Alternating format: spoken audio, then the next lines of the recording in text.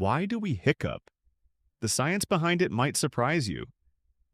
Hiccups happen when your diaphragm, the muscle that helps you breathe, suddenly spasms or tightens. This makes your vocal cords snap shut quickly, creating that classic hic sound.